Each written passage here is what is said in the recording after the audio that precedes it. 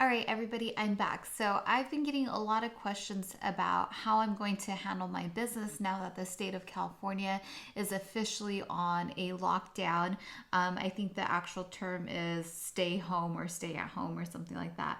First and foremost, what I'll say is that whenever something like this is going on, I'm very careful as to where I get my facts from, and I make sure that the source is credible. So anything that I'm going to share in this video is actually from the California state government website. So this is directly from the state, from the government, and it's not off of just some news sites that might be paraphrasing what's going on.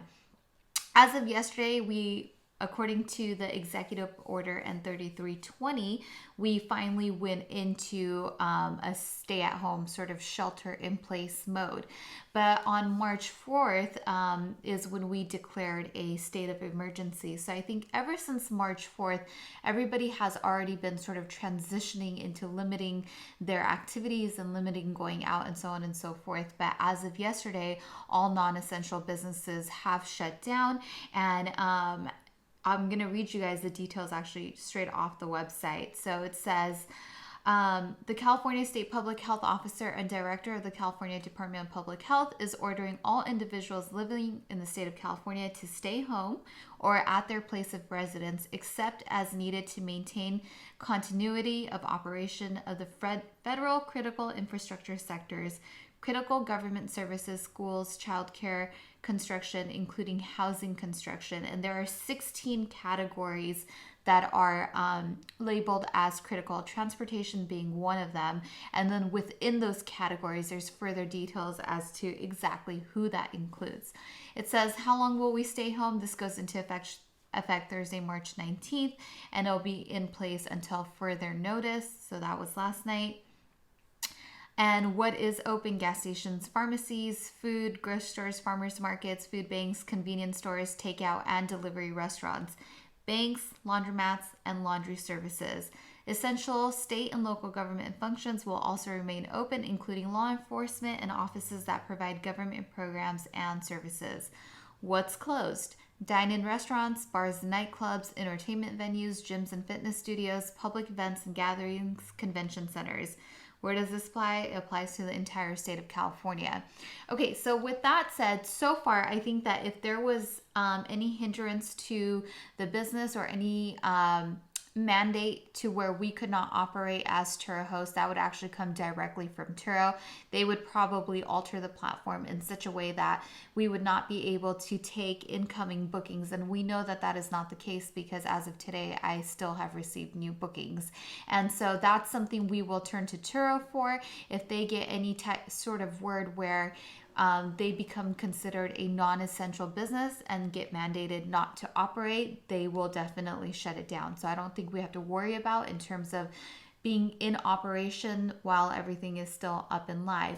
In terms of how this is going to affect me, not a major effect from what I was already doing. Like I said, we declared a state of emergency on March 4th. Ever since then, everyone has already kind of settled into place. Freeways have been empty, stores have been pretty empty. People are already in the motion of it. So when this declaration went into place last night, it actually wasn't a major change, at least here in my area. Almost everybody is working from home. I don't know anyone actually that's working in office unless they're a doctor or something like that. So everything has kind of remained the same. And in terms of what I'll be doing, the only difference for me is that the car wash is not open, but I have a garage and I already have all my cleaning supplies set up. So if need be, I can clean my cars in the garage and have them ready to go for any rentals. But again, I will be, of course, following all the guidelines that have been presented. And as I've been talking about in my past videos, I already do contactless bookings where my handoffs take place. It is not in sort of a public area or crowded area or an area where there's really people. So even if a renter is coming to pick up a car, it's not anywhere that would put that person in any type of harm's way or into any type of interaction with any other people. So luckily I have a pretty good setup where I'm located. And then same thing, I will just do remote check-ins and check-outs and don't actually have to be there in person. So really not much is going to change for me. But however, I am going to take you guys into my garage right now, show you my cleaning supplies, and show you guys how I disinfect my cars before and after every single rental and what precautions I'm taking. All right, guys, let's go take a look.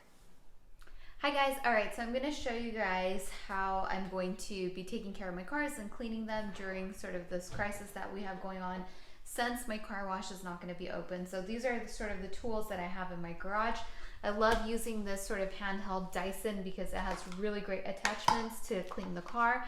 And oftentimes I'll just pull the rugs out and literally just vacuum them with the main large attachment. The best thing is having damp towels. They are the best thing to clean your seats down with, your windows down with, at least that's what I found. And the best way to get damp towels, you can buy these from Costco. These are those microfiber towels. And you just throw them in the wash and run an entire wash cycle, but do not put them in the dryer. Once you're done running the wash cycle, you just put them in a little box like this, a little storage container with the lid on, and it keeps them damp for many, many days. And they're just like the perfect amount of dampness to them to clean a car. And then other than that, I have, soap and water, and I have some tire gloss, just make a car look all nice and clean. Should I have to clean them in the garage, but hopefully, I think gas stations are remaining open, which I think their automated washes might be open as well. But if not, this is how I'll be cleaning them in my garage. All right, so now this is how I disinfect my cars before and after every rental. And I've been disinfecting my cars for many, many years. But now with what we have going on, I do take extra precautions. So first and foremost, I always put gloves on just to be safe because I don't really want to touch anything, even though I'm going to disinfect everything. And then I always have my disinfectant spray, and I usually keep a damp microfiber towel with me as well. I know supplies are limited for disinfectant spray, and if you're having any trouble getting this product, there are some like at-home remedies that you can do using things like rubbing alcohol and all kinds of other stuff. I won't advise on it because I'm not 100% sure on what those remedies are, but you can definitely Google them and find them and come up with some stuff. But disinfectant spray, obviously always the best way to go. So normally I'll just spray a little bit on the cloth, and I'll just like grab the door handle with it real quick.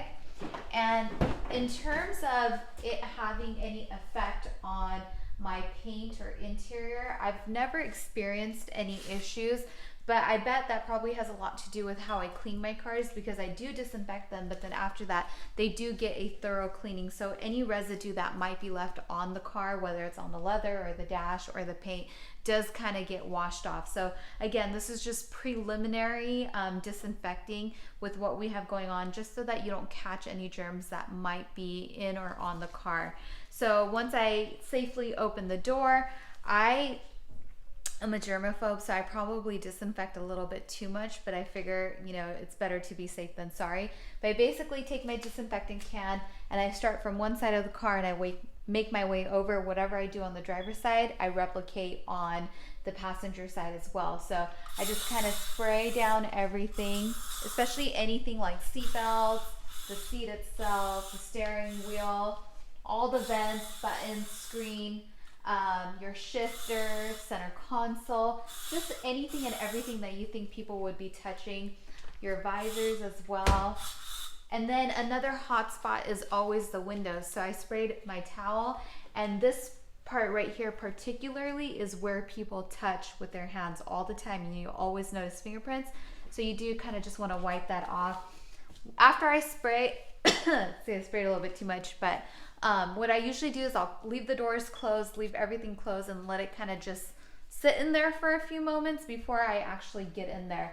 And then even when I do get in there, I keep my gloves on, and then I'll kind of just really quickly wipe everything down, especially like door handles, the buttons for the window controls, just anything that I know that I'm gonna touch immediately or that I might accidentally touch. So just make sure that you give it a good spray, wipe everything down really thoroughly, but then also do your secondary cleaning, which is actually really cleaning the car for a guest, which I'm sure should get most of anything that might be in the car.